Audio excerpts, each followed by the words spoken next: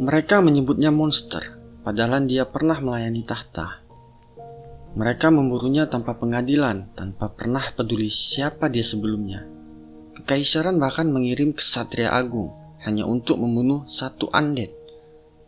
Namanya Benlira, undead yang seharusnya tidak pernah dikhianati. Yang tidak mereka tahu, undead itu dulunya adalah utusan kaisar. Beberapa hari sebelumnya, kita diperlihatkan Ben melangkah keluar dari pintu bar.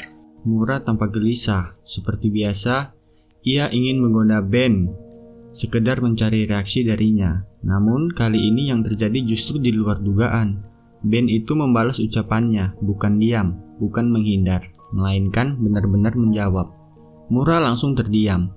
Itu adalah pertama kalinya Ben membantahnya secara langsung. Bahkan Harir pun ikut menyadari perubahan itu. Ia teringat kata-kata Thor di masa lalu, nasihat yang dulu terdengar berlebihan.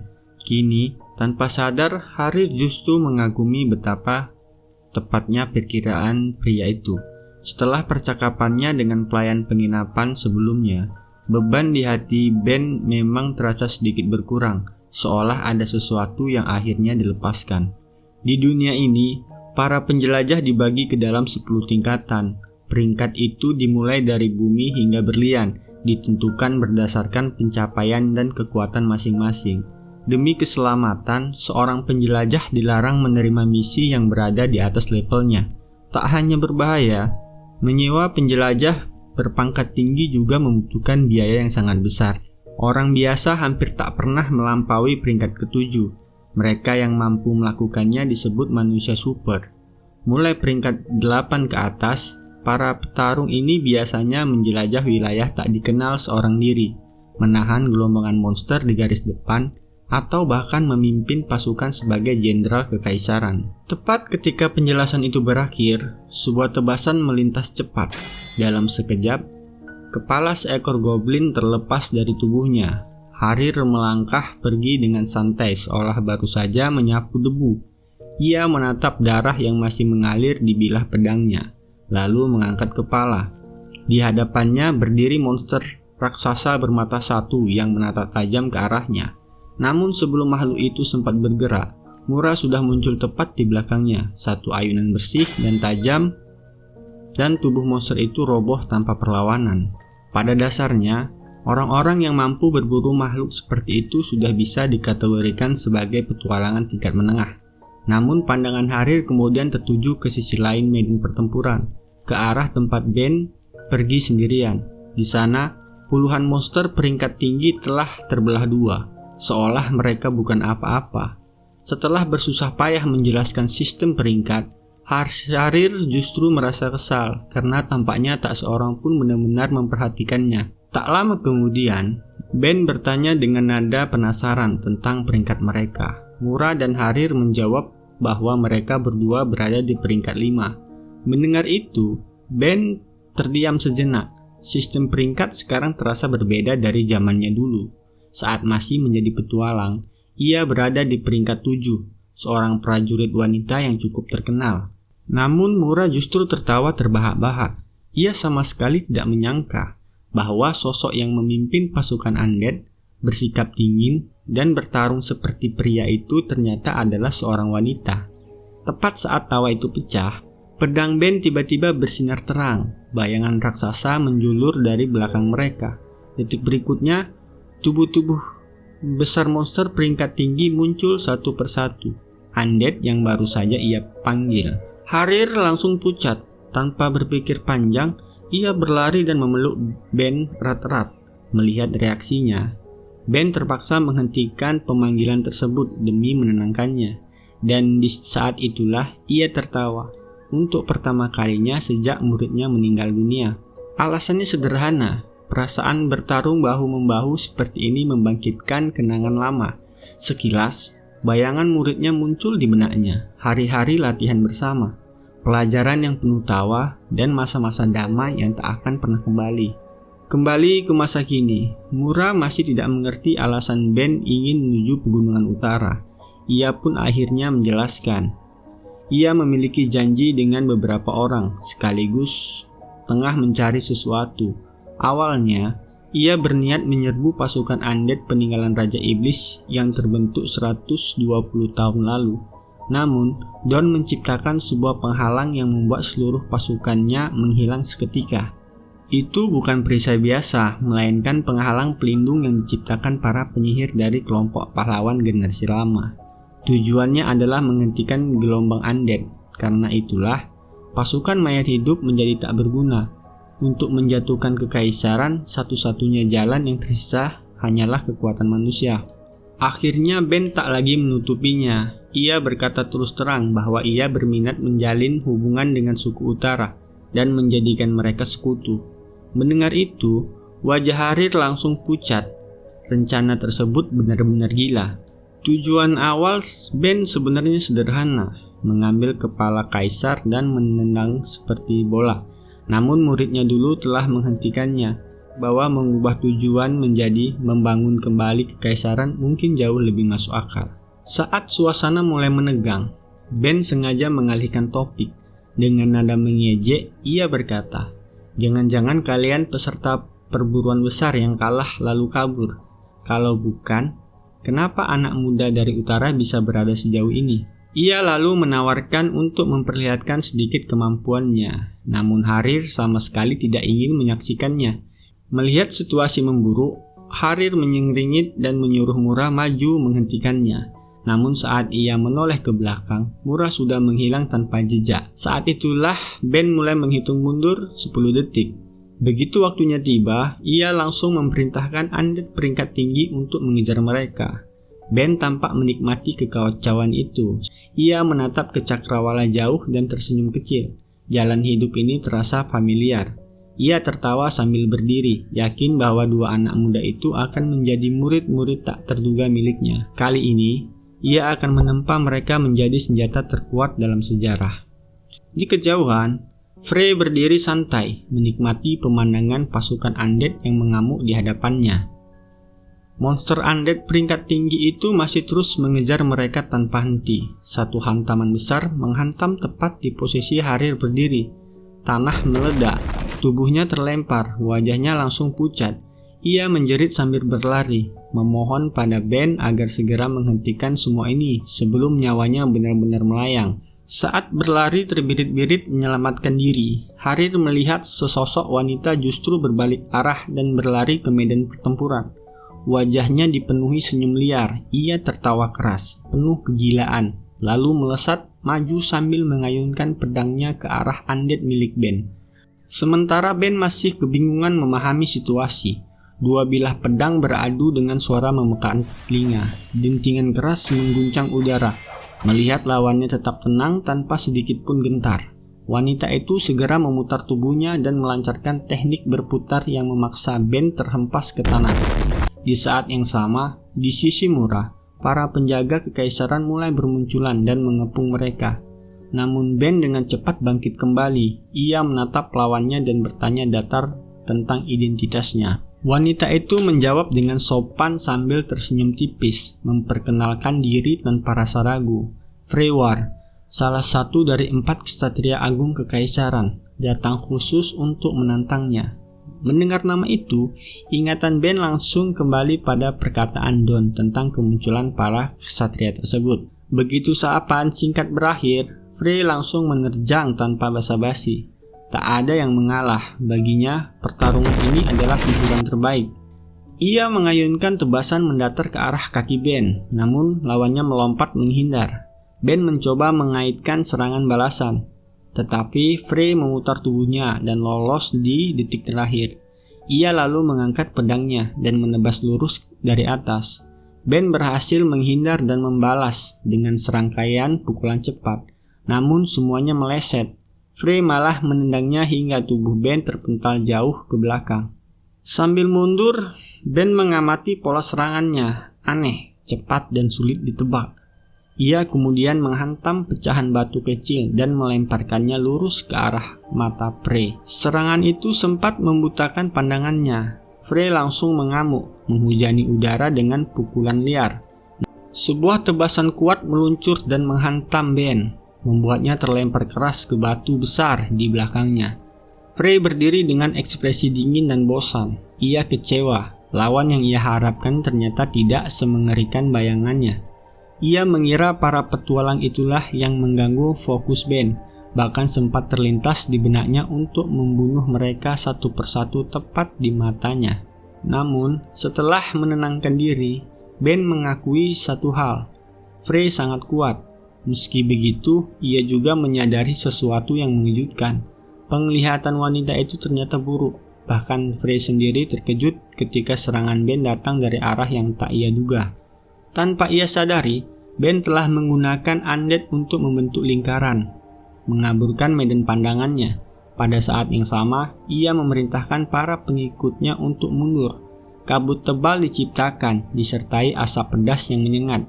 Ia bahkan memanggil undead tambahan, seekor ular raksasa dari tulang belulang. Karena asap cabai yang menyebar, Hari tak sempat bereaksi. Ia terbatuk hebat, matanya berair, napasnya pun kacau. Di tengah kekacauan itu, Mura sempat membahas rencana menghadapi Frey. Namun Ben menolaknya dengan santai. Baginya, kabur adalah pilihan paling masuk akal. Mereka telah melewati batas wilayah, dan mundur sekarang adalah keputusan terbaik.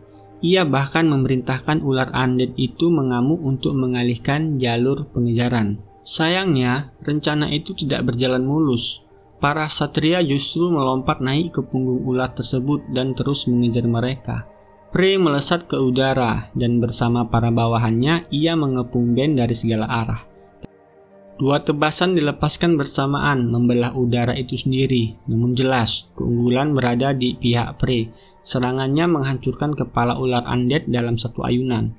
Debu dan asap menyelimuti medan tempur. Di balik puing-puing, Frey bangkit sambil tertawa kecil. Wajahnya berseri.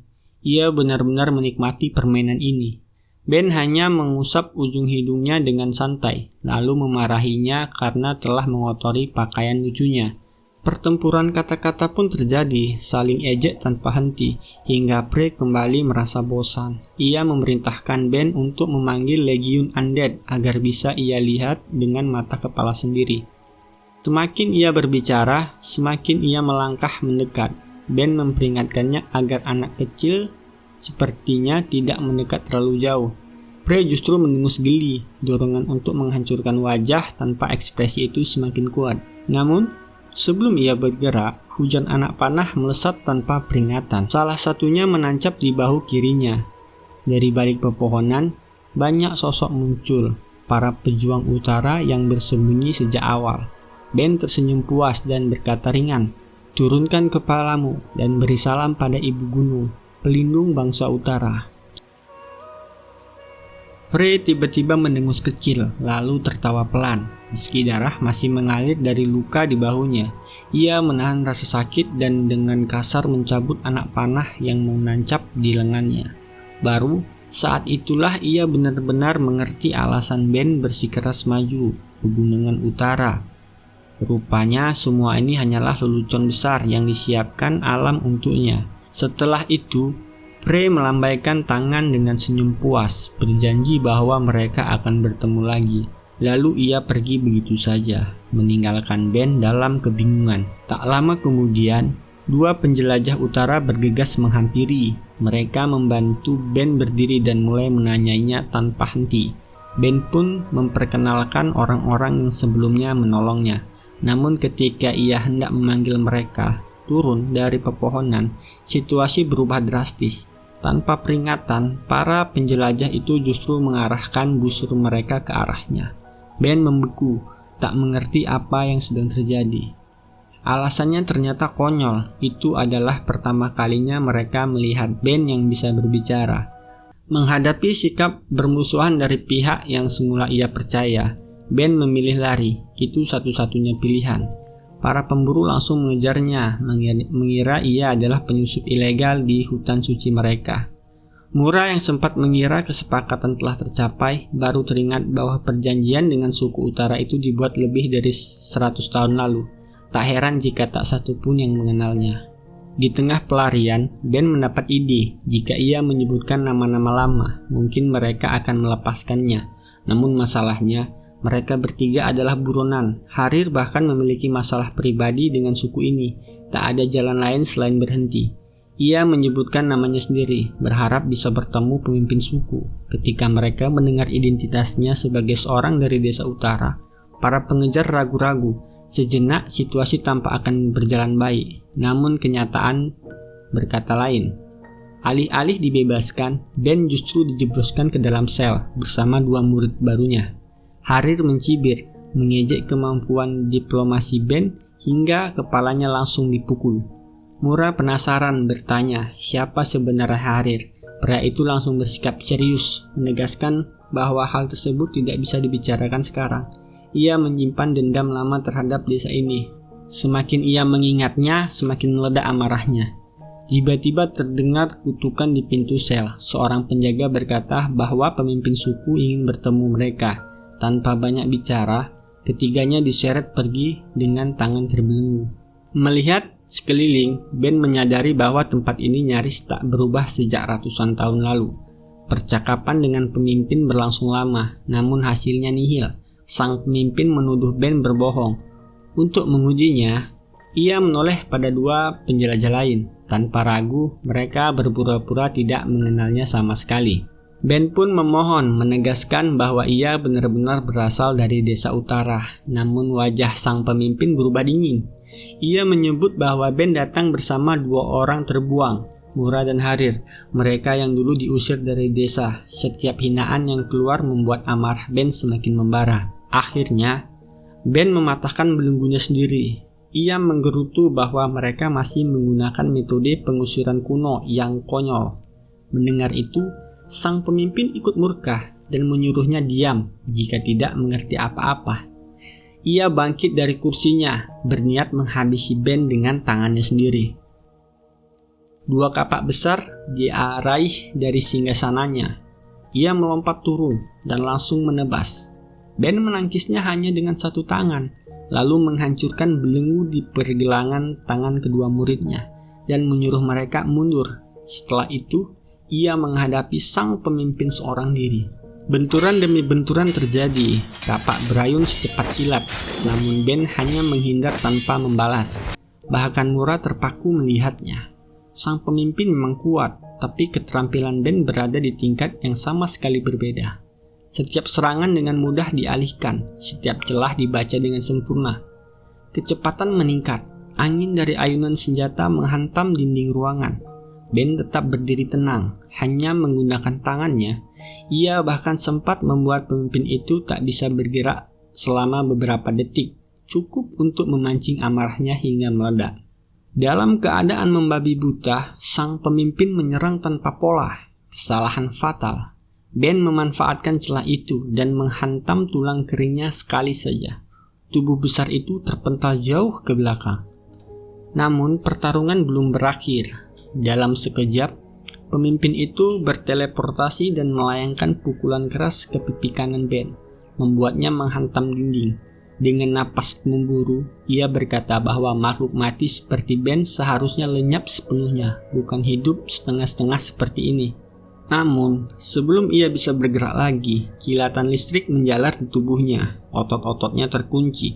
Ia terjatuh berlutut, tak mampu bergerak. Saat itulah Ben berbicara pelan. Yang mati memang harus menjadi abu, tapi yang hidup harus mengingat mereka dan terus melangkah. Kalimat itu adalah sesuatu yang pernah ia dengar berkali-kali. Kini situasinya terbalik. Yang hidup berlutut di hadapannya, sementara yang mati berdiri tegak. Amarah Ben akhirnya muncul sepenuhnya. Ia mencabut pedangnya dan menekannya ke leher sang pemimpin. Wajah pria itu memucat. Tak ada pilihan selain duduk dan bernegosiasi. Ben lalu menyarungkan pedangnya dan memerintahkannya untuk mengumpulkan seluruh pemimpin desa utara. Ia ingin mereka bersatu menyerang kekaisaran.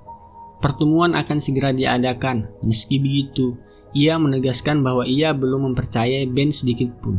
Untuk sementara, ia menyuruhnya menunggu di kediaman Harir. Ben hanya memasang ekspresi kosong. Pemimpin itu menghela napas panjang. Ia mengira pengetahuan Ben memang terbatas, atau mungkin Harir sama sekali belum menceritakan apapun padanya. Akhirnya, ia mengungkap kebenaran. Nama asli Harir bukanlah Harir. Ia adalah Hawker, berasal dari suku saudara mereka, dan dialah pewaris berikutnya dari suku White Lion. Adegan berpindah ke wilayah suku Red Lamb. Ben tak bisa menahan diri untuk membelahkan mata. Harir yang biasanya terlihat santai dan agak ceroboh, tiba-tiba berubah menjadi sosok yang tenang dan berwibawa. Rumah ini sudah tak lagi terasa seperti miliknya. Ia tak ingin berurusan lebih lama dan dengan tempat yang menyimpan terlalu banyak kenangan. Melihat perubahan mendadak itu, Ben dan Mura justru tertawa terbahak-bahak. Pria yang biasanya bertingkah konyol itu bisa berubah dingin hanya dalam hitungan menit. Tak lama kemudian, mereka bertemu dengan kepala pelayan, Basin. Setelah saling menyapa, pandangan Basin tertuju pada Mura yang menundukkan kepala dengan sopan. Ia segera membalas salamnya.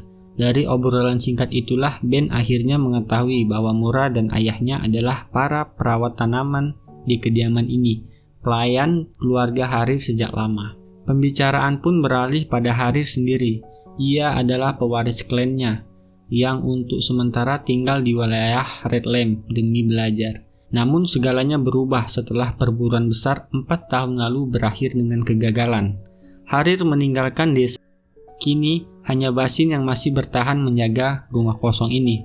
Mendengar cerita itu, Ben bertanya, mengapa Basin tetap tinggal? Sang kepala pelayan hanya tersenyum cerah dan berkata bahwa ia tetap berada di sini demi Harir. Karena baginya, sebuah rumah hanya bisa disebut rumah jika tetap dijaga kebersihannya. Baik suku maupun Mura sama-sama menunggu hari ketika Harir akhirnya pulang. Beberapa saat kemudian, Ben ikut Mura keluar untuk melihat bagaimana ia merawat bunga-bunga di taman. Di tengah pekerjaan, Mura tiba-tiba mengungkit masa lalu tentang bagaimana ia bisa kabur bersama Harir. Bukan karena mereka sahabat sejak awal, saat itu Mura dan ayahnya hanyalah pengungsi yang datang dengan harapan tipis untuk diselamatkan. Mereka melamar pekerjaan di kediaman Harir, dan orang yang memberi izin adalah Rus, kepala suku White Lion. Dari sanalah semuanya bermula. Rus kemudian menyarankan agar putranya Harir mengantar Mura berkeliling wilayah White Lion. Awalnya Harir canggung dan pemalu, namun Mura justru bertingkah seenaknya, membuat lelucon kasar tanpa memikirkan akibatnya. Tingkahnya sering membuat orang-orang sekitar panik. Bahkan Harir sendiri yang terlahir sebagai bangsawan sering kebingungan, takut suatu hari Mura akan dihukum. Namun Mura sama sekali tidak peduli. Ia mengatakan bahwa status tidak berarti apa-apa saat orang sedang bermain bersama. Ia bahkan terang-terangan menyebut Harir terlalu kaku dan bodoh. Setelah itu, tanpa menunggu jawaban, ia menyeretnya ke kawasan rakyat biasa, mengajaknya bermain dan membuat keributan kecil. Mereka bahkan sempat mengejar babi hutan, membuat anak-anak desa melongo melihat ulah mereka. Mura lalu mengajak anak-anak itu ikut bermain, sekaligus mengenalkan Harir kepada mereka. Ia menyuruhnya rileks dan mengajak mereka dengan percaya diri. Perlahan, jarak di antara mereka pun menghilang. Untuk pertama kalinya, Harir merasa tidak diperlakukan sebagai anak kepala suku. Mura tidak pernah menjilatnya, tidak pernah mencari keuntungan. Ia tidak melihatnya sebagai pewaris klan, melainkan sebagai manusia biasa. Dan itulah pertama kalinya dalam hidup Harir merasa bahwa ia bisa hidup sebagai orang normal. Beberapa tahun berlalu, Harir bertanya padanya apakah ia benar-benar mampu memikul tanggung jawab klan, karena ia akan segera pergi belajar ke wilayah Red Lamb. Mura langsung duduk tegak dan dengan penuh keyakinan berkata bahwa ia pasti bisa melakukannya. Tak lama setelah itu, Harir sang anak singa berangkat menuju desa Red Lamb. Di sana hidupnya berubah menjadi rutinitas keras tanpa ampun, jadwal ketat, aturan berat, dan beban harapan seluruh klan menekan pundaknya. Ia harus unggul dalam segalanya, kekuatan fisik, kecerdasan, sejarah utara, catatan monster, hingga berbagai pengetahuan penting lainnya. Ia dipaksa menghafal semuanya sampai hidungnya berdarah. Matanya kosong seperti orang kecanduan. Pikiran-pikiran gelap mulai menyelinap masuk. Namun setiap kali itu terjadi, bayangan Mura muncul di kepalanya. Demi mengingat janjinya, ia memaksa diri tetap waras dan terus menjejalkan ilmu ke kepalanya. Sekitar setahun kemudian, Mura dan ayahnya sedang merawat taman seperti biasa. Saat itulah seorang asing datang. Pot bunga di tangan Mura terlepas dan jatuh pecah ke tanah. Karena pada hari itulah hari pertama ia bertemu orang itu. Ia menerima kabar mengejutkan yang mengubah segalanya. Harir telah melarikan diri. Dulu, ada sebuah dongeng yang hampir selalu diceritakan orang dewasa kepada anak-anak. Kisah tentang para pahlawan yang mengumpulkan rekan seperjuangan, lalu bersama-sama mengalahkan Raja Iblis. Setiap kali cerita itu didengar, anak-anak akan mendengarkannya dengan penuh kekaguman. Ada sosok seorang ibu yang berdiri di garis depan, membawa perisai dan pedang, melindungi semua orang di belakangnya. Para anggota suku mengikuti tanpa ragu. Pemandangan itu terukir kuat di hati seorang anak laki-laki.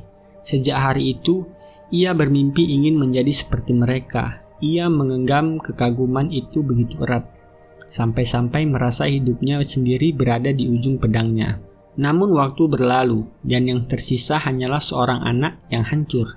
Setelah kejadian besar itu, Harir meninggalkan rumah. Saat kabar itu sampai ke telinga Mura, ia langsung berangkat mencarinya. Salju turun lebat, angin menusuk tulang, tapi ia tetap melangkah tanpa ragu. Baron sempat mencoba menghentikannya, namun kata-kata itu tak pernah benar-benar ia dengar. Dengan tas di bahunya, Mura menembus badai salju, meninggalkan jejak kaki yang dalam. Di tengah dinginnya udara, pikirannya hanyalah dipenuhi satu nama, Harir. Waktu berpindah ke sebuah desa petualang di benua utara. Di dalam sebuah kedai yang hangat, terdengar suara langkah dari lantai atas. Di sanalah Harir berada, menunggu minuman keras hangat perlahan. Saat Mura menemukannya, keadaannya benar-benar menyedihkan. Tapi alih-alih mencemooh, Mura justru merasa khawatir. Dengan suara datar, ia bertanya, mengapa Harir kabur dari rumah? Jawabannya singkat. Katanya semua itu tidak cocok untuk dirinya. Ia merasa tidak berbakat, tidak pantas, dan tak punya hak untuk melanjutkan jalan sebagai pewaris klan. Mura mendekat tanpa berkata apa-apa. Tiba-tiba ia mencekram kerah bajunya dan menariknya berdiri. Berteriak agar Harir mengingat mimpi yang dulu ia pegang erat. Mimpi yang kini ia buang begitu saja. Namun Harir hanya tersenyum kecil. Tatapannya kosong, membuat Mura terdiam. Ia lalu mengingat kata-kata gurunya. Kegagalan pertama adalah pengalaman, yang kedua adalah kesalahan, yang ketiga adalah keras kepala, dan yang keempat adalah pengakuan atas batas diri. Harir telah gagal dalam perburuan besar sebanyak 4 kali. Ia merasa tak pandai bertarung jarak dekat, buruk dalam serangan jarak jauh, bahkan kecerdasannya terasa biasa saja. Satu-satunya yang ia punya hanyalah insting tajam dan mata yang sedikit lebih jeli dari orang lain. Berkali-kali ia mendengar bahwa dirinya tak cocok menjadi pejuang. Ia yakin Mura tak mungkin mengerti beban harapan yang terus ditimpakan kepadanya. Terjatuh, bangkit, lalu jatuh lagi, berulang tanpa akhir. Itulah alasan ia melarikan diri ke desa ini. Di sini tak ada guru, tak ada tuntutan, tak ada tatapan penuh harapan.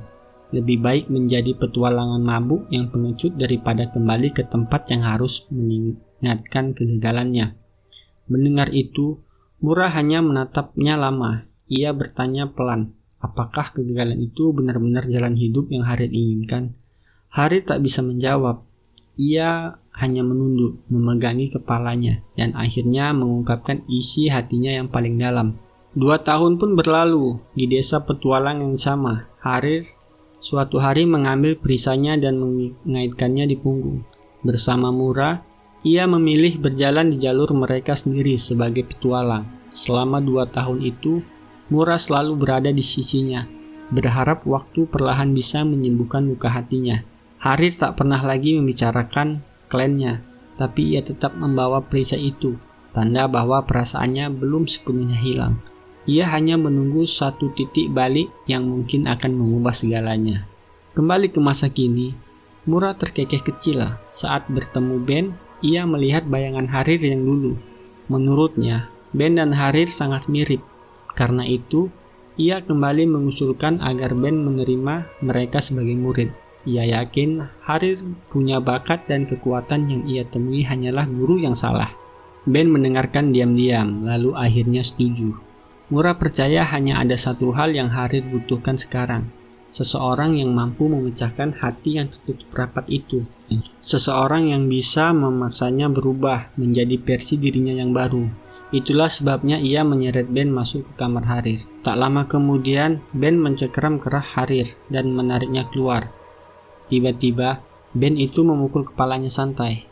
Ia lalu berkata bahwa ia tidak akan mengajar main-main. Ia akan melatih secara serius, bahkan jika harus membentuk tulang orang bodoh sekalipun. Melihat itu, Mura tertawa lepas. Baginya, Harir terlihat konyol sekaligus menggemaskan. Sementara Ben hanya berdiri kebingungan, tak paham kenapa suasana berubah seperti ini. Di luar desa, langit membentang biru cerah. Seorang pria berkaki palsu berjalan tertatih. Napasnya berat. Ia memanggil satu persatu nama, namun tak ada jawaban. Menatap dirinya sendiri, ia sadar tak bisa kembali ke Valhalla seperti ini.